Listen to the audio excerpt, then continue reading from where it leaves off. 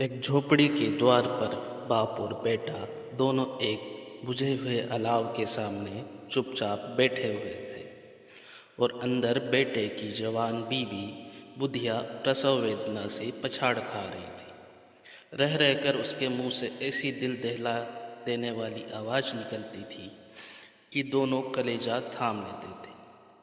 जाड़ों की रात थी, प्रकृति सन्नाटे में डूबी हुई।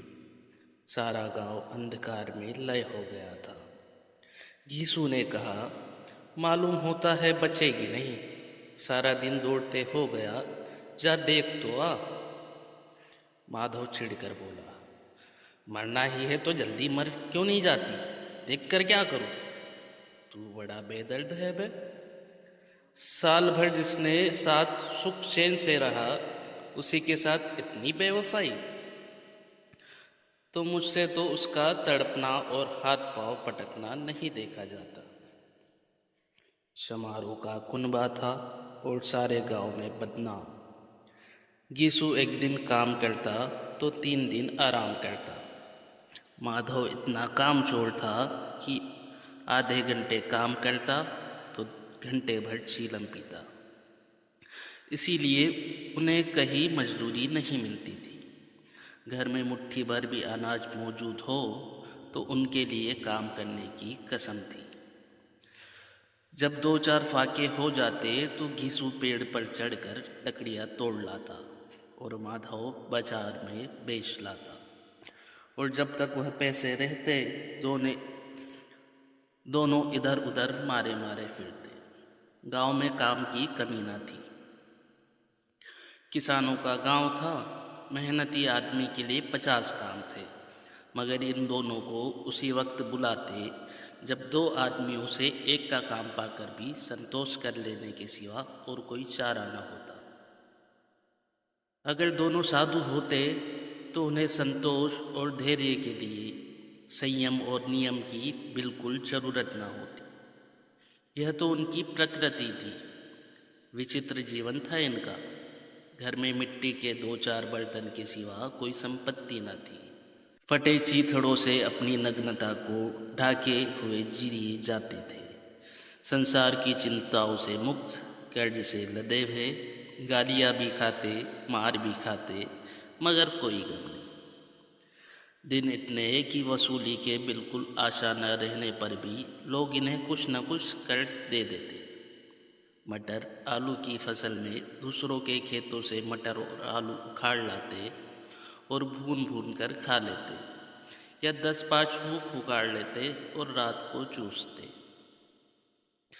घीसू ने इसी आकाश वृत्ति से 60 साल की उम्र काट दी और माधव भी सपूत बेटे की तरह बाप के ही पद चिन्हों पर चल रहा था, बल्कि उसका नाम और भी उजागर कर रहा था। इस वक्त भी दोनों अलाव के सामने बैठकर आलू भून रहे थे, जो कि किसी के खेत से खोद लाए थे। घीसू की स्त्री का तो बहुत दिन हुए देहांत हो गया था। माधव का ब्याह पिछले साल हुआ था। जब से यह औरत आई थी, उसने इस खानदान में व्यवस्था की नींव डाली थी और इन दोनों बेगैरतों को 2 गज भरती रहती थी। जब से वह आई, यह दोनों और भी आलसी और आराम तलब हो गए थे, बल्कि कुछ अकड़ने भी लगे थे। कोई कार्य करने को बुलाता तो निर्ब्याज भाव से दुगनी मजदूरी मांगते। वही औरत आज प्रसव वेदना से मर रही थी और यह दोनों इसी इंतजार में थे कि वह मर जाए तो आराम से सोए। घीसू ने आलू निकाल कर छीलते हुए कहा, जाकर देख तो क्या दशा है उसकी। चुड़ैल का फसाद होगा और क्या। यहाँ तो ओझा भी 1 रुपया मांगता है। माधव को भय था कि वह कोठरी में गया तो घीसू आलूओं का बड़ा भाग साफ कर देगा। बोला, मुझे वहाँ जाते डर लगता है। डर किस बात का है? मैं तो यहाँ हूँ ही। तो तुम ही जाकर देखो ना। मेरी औरत जब मरी थी तो मैं 3 दिन तक उसके पास से हिला तक नहीं था, और फिर मुझसे लजाएगी कि नहीं? जिसका कभी मुंह नहीं देखा, आज उसका उघड़ा हुआ बदन देखूं? उसे तन की सुध भी तो ना होगी। मुझे देख लेगी तो खुलकर हाथ पांव भी ना पटक सकेगी। मैं सोचता हूँ कोई बाल बच्चा हो गया तो क्या होगा। सोंठ, गुड़, तेल कुछ भी तो नहीं है घर में। सब कुछ आ जाएगा, भगवान दे तो। जो लोग अभी एक पैसा नहीं दे रहे हैं वे ही कल बुला कर रुपये देंगे। मेरे 9 लड़के हुए हैं, घर में कुछ ना था, मगर भगवान ने किसी न किसी तरह बेड़ा पार ही लगाया। जिस समाज में रात दिन मेहनत करने वालों की हालत उनकी हालत से कुछ बहुत अच्छी ना थी, और किसानों के मुकाबले में वे लोग जो किसानों की दुर्बलताओं से लाभ उठाना जानते थे कहीं ज़्यादा संपन्न थे, वहाँ इस तरह की मनोवृत्ति का पैदा हो जाना कोई अचरज की बात न थी। हम तो कहेंगे यीशु किसानों से कहीं ज़्यादा विचारवान था, और किसानों के विचार शून्य समूह में शामिल होने के बदले बैठकबाजों की कुत्सित मंडली में जा मिला था। हाँ, उसमें यह शक्ति न थी कि बैठकबाजों के नियमों और नीति का पालन करता। इसलिए जहाँ उसकी मंडली के और लोग गांव के सरगना और मुखिया बने हुए थे, उस पर सारा गांव उंगलियां उठाता था। फिर भी उसे यह तकसीम तो थी कि अगर वह फटे हाल है तो कम से कम उसे किसानों की सी जी तोड़ मेहनत तो नहीं करनी पड़ती, और उसकी सरलता और निरीहता से दूसरे लोग बेजा फायदा तो नहीं उठाते।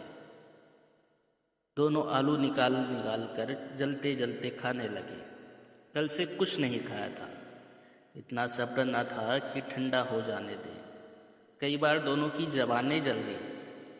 छिल जाने पर आलू की बाहरी हिस्सा जबान, हलक और तालू को जला देता था, और उस अंगारे को मुंह में रखने से ज़्यादा खैरियत इसी में थी कि वह अंदर पहुंच जाए।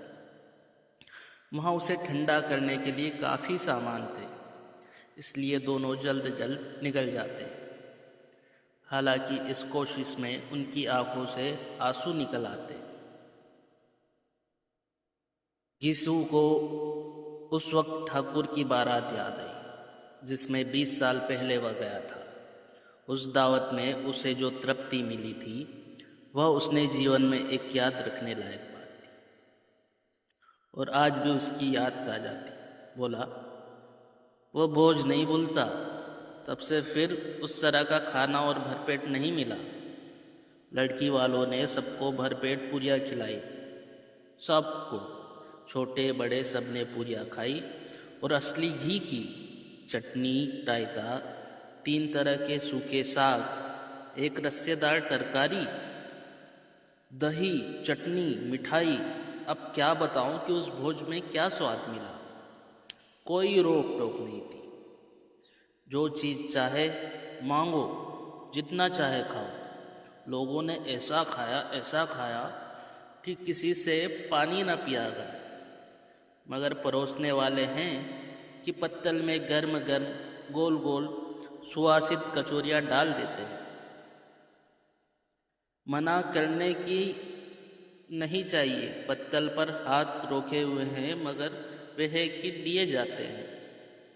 और जब सबने मुंह धो लिया तो पान इलायची भी मिली, मगर मुझे पान लेने की कहाँ सुध थी। खड़ा हुआ न जाता था। चटपट खाकर उसने कंबल पर लेट गया। ऐसा दिल दरियाव था वो ठाकुर। माधव ने इन पदार्थों का मनी मन मजा लेते हुए कहा, अब हमें कोई ऐसा भोज नहीं खिलाता। अब कोई क्या खिलाएगा, वह जमाना दूसरा था। अब तो सबको किफ़ायत सूझती है।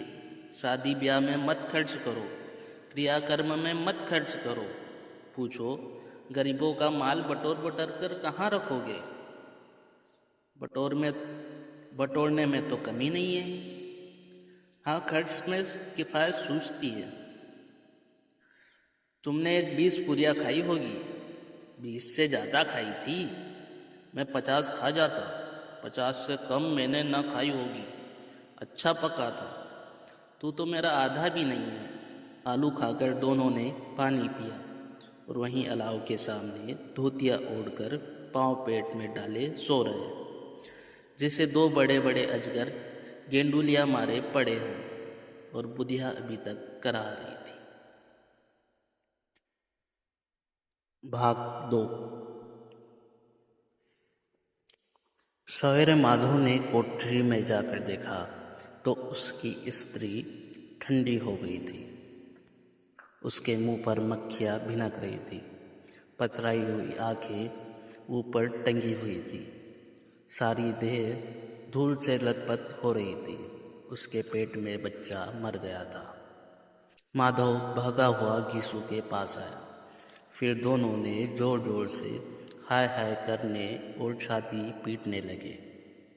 पड़ोस वालों ने यह रोना धोना सुना तो दौड़े हुए आए और पुरानी मर्यादा के अनुसार इन अभागों को समझाने लगे, मगर ज़्यादा रोने पीटने का अवसर न था। कफन की और लकड़ी की फिक्र करनी थी। घर में तो पैसा इस तरह गायब था जैसे चील के घोंसले में मांस। बाप बेटे रोते हुए गांव के जमींदार के पास गए। वह इन दोनों की सूरत से नफरत करते थे। कई बार इन्हें अपने हाथों से पीट चुके थे।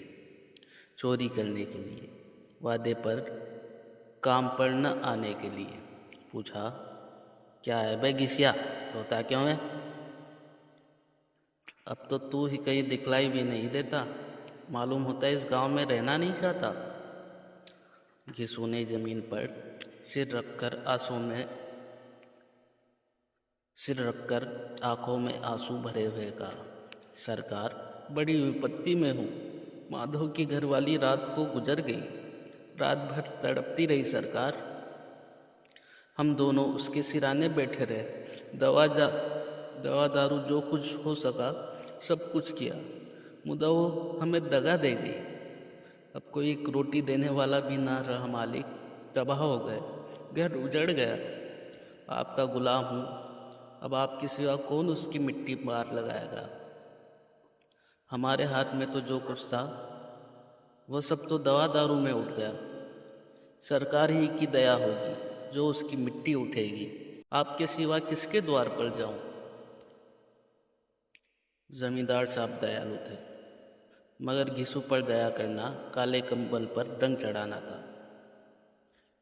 जी मैं तो आया, कह दे, चल दूर हो यहाँ से। यूं तो बुलाने से भी नहीं आता, आज जब गरज पड़ी तो आकर खुशामद कर रहा है। हरामखोर कहेगा, बदमाश। लेकिन यह क्रोध या दंड देने का अवसर न था। जी में कुड़ते हुए 2 रुपये निकाल कर फेंक दिए, मगर सांत्वना का एक शब्द भी मुंह से न निकला। उसकी तरफ ताका तक नहीं, जैसे सिर का बोझ उतारा हो। जब जमींदार साहब ने 2 रुपये दिए तो गांव के बनिए महाजन को इनकार का साहस कैसे होता? घीसू जमींदार के नाम का टिंडोरा भी पीटना खूब जानता था। किसी ने 2 आने दिए, किसी ने 4 आने। 1 घंटे में घीसू के पास 5 रुपये की अच्छी रकम जमा हो गई। कहीं से अनाज मिल गया, कहीं से लकड़ी। और दोपहर को घीसू और माधव बाजार से कफन लेने चले। इधर लोग वास काटने लगे। गांव की नर्म दिल स्त्रियां आकर लाश देखती थी और उसकी बेकसी पर 2 बूंद आंसू गिराकर चली जाती।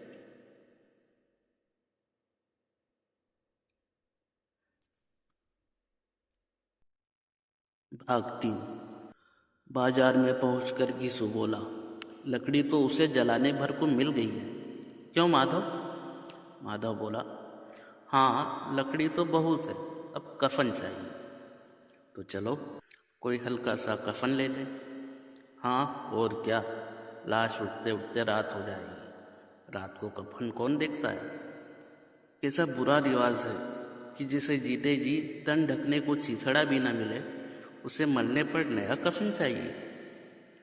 कफन लाश के साथ जल ही तो जाता है, और क्या रखा रहता है? वहीं 5 रुपये पहले मिलते तो कुछ दवा दारू कर लेते। दोनों एक दूसरे के मन की बात ताड़ रहे थे। बाजार में इधर उधर घूमते रहे, कभी इस बाजार की दुकान पर, कभी उस दुकान पर। तरह तरह के कपड़े, रेशमी और सूती देखे। मगर कुछ जचा नहीं। यहाँ तक कि शाम हो गई। तब दोनों न जाने किस देवी प्रेरणा से एक मधुशाला के सामने जा पहुँचे और जैसे किसी पूर्व निश्चित व्यवस्था से अंदर चले गए। वहाँ ज़रा देर तक दोनों असमंजस से खड़े रहे। फिर घीसू ने गद्दी के सामने जाकर कहा, साहू जी, एक बोतल हमें भी देना। इसके बाद कुछ चिकोना आया। तली हुई मछली आई और दोनों बरामदे में बैठे शांतिपूर्वक पीने लगे। कई कुज्जिया ताबड़तोड़ पीने के बाद दोनों सरूर में आ गए। घीसू बोला, कफन लगाने से क्या मिलता, आखिर जल ही तो जाता, कुछ बहू के साथ तो न जाता। माधव आसमान की तरफ देखकर बोला, मानो देवताओं की अपनी निष्पापता का साक्षी बना रहा। दुनिया का दस्तूर है, नहीं लोग बामनों को 1000 रुपये क्यों देते हैं, कौन देखता है, परलोक में मिलता है या नहीं। बड़े आदमियों के पास धन है, फूके, हमारे पास फूकने को क्या है। लेकिन लोगों को जवाब क्या दोगे, लोग पूछेंगे नहीं कफन कहाँ है। घीसू हंसा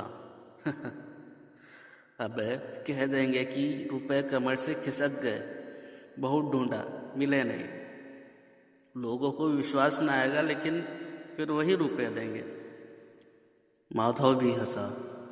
इस अपेक्षित सौभाग्य पर बोला, बड़ी अच्छी थी बेचारी, मरी तो खूब खिला पिला कर, आधी बोतल से ज़्यादा उड़ गई। घीसू ने 2 सेर पुरिया मंगाई, चटनी, अचार, कलेजी। शराब खाने के सामने ही दुकान थी। माधव लपक कर 2 पत्तलों में सारे सामान ले आया। पूरा 1.5 रुपया खर्च हो गया, सिर्फ थोड़े से पैसे बचे रहे। दोनों इस वक्त इस शान से बैठे पूरिया खा रहे थे जैसे जंगल में कोई शेर अपने शिकार उड़ा रहा हो। न जवाबदेही का खौफ, न बदनामी की फिक्र। इन भावनाओं को उन्होंने बहुत पहले ही जीत लिया था। घीसू दार्शनिक भाव से बोला, हमारी आत्मा प्रसन्न हो रही है तो क्या उसे पुण्य न होगा। माधव ने श्रद्धा से सिर झुकाकर तस्दीक की, जरूर से जरूर होगा। भगवान तुम अंतर्यामी हो, उसे बैकुंठ ले जाना। हम दोनों हृदय से आशीर्वाद दे रहे हैं। आज जो भोजन मिला वह कभी उम्र भर न मिला था। एक क्षण के बाद माधव के मन में एक शंका जागी। बोला, क्यों दादा, हम लोग भी एक न एक दिन वहाँ जाएंगे ही। घीसू ने इस भोले भाले सवाल का कुछ उत्तर न दिया। वह परलोक की बातें सोचकर इस आनंद में बाधा न डालना चाहता था। जो वह हम लोगों से पूछे कि तुमने हमें कफन क्यों नहीं दिया तो क्या कहोगे। कहेंगे तुम्हारा सिर। पूछेगी तो जरूर, तू कैसे जानता है कि उसे कफन न मिलेगा। तू मुझे ऐसा गधा समझता है, 60 साल क्या दुनिया में घास खोदता रहा हूँ। उसको कफन मिलेगा और बहुत अच्छा मिलेगा। माधव को विश्वास न आया। बोला, कौन देगा, रुपए तो तुमने छट कर दिए। यह तो मुझसे पूछेगी, उसकी मांग में तो सिंदूर मैंने डाला था। कौन देगा, बताते क्यों नहीं। वही लोग देंगे जिन्होंने अबकी दिया। हाँ, अबकी रुपये हमारे हाथ न आएंगे। जो अंधेरा बढ़ता और सितारों की चमक तेज होती थी, मधुशाला की रौनक और भी बढ़ती जाती थी। कोई गाता था, कोई डींग मारता था, कोई अपने संगी के गले लिपट जाता था, कोई अपने दोस्त के मुंह में हुल्लड़ लगाए देता था। वहाँ के वातावरण में सुरूर था, हवा में नशा। कितने तो वहाँ आकर एक चुल्लू में मस्त हो जाते थे। शराब से ज़्यादा वहाँ की हवा उन पर नशा करती थी। जीवन की बाधाएं वहाँ खींच लाती थी और कुछ देर के लिए वो भूल जाते थे कि वे जीते हैं या मरते हैं, या न जीते हैं न मरते हैं। और यह दोनों बाप बेटे अब भी मज़े लेकर चुस्कियाँ ले रहे थे। सबकी निगाहें इनकी ओर जमी हुई थी। दोनों कितने भाग्य के बली हैं। पूरी बोतल बीच में है। भरपेट खाकर माधव ने बची हुई पूरिया का पत्तल उठाकर एक भिखारी को दे दिया, जो खड़ा इनकी ओर भूखी आंखों से देख रहा था और देने के गौरव, आनंद और उल्लास का अपने जीवन में पहली बार अनुभव किया। यीशु ने कहा, ले जा, खूब खा और आशीर्वाद दे। जिसकी कमाई है वो तो मर गई, मगर मेरा आशीर्वाद उसे जरूर पहुँचेगा। रोए रोए से आशीर्वाद दो, बड़ी गाड़ी कमाई के पैसे है। माधव ने फिर आसमान की तरफ देखकर कहा, वह बैकुंठ में जाएगी दादा, बैकुंठ की रानी बनेगी। यीशु खड़ा हो गया और जैसे उल्लास की लहरों में तैरता हुआ बोला, हाँ बेटा, बैकुंठ में जाएगी। किसी को सताया नहीं, किसी को दबाया नहीं, मरते मरते हमारी ज़िंदगी की सबसे बड़ी लालसा पूरी कर गई। वरना बैकुंठ जाएगी तो क्या ये मोटे मोटे लोग जाएंगे, जो गरीबों को दोनों हाथ से लूटते हैं और अपने पाप को धोने के लिए गंगा में नहाते हैं और मंदिरों में जल चढ़ाते हैं।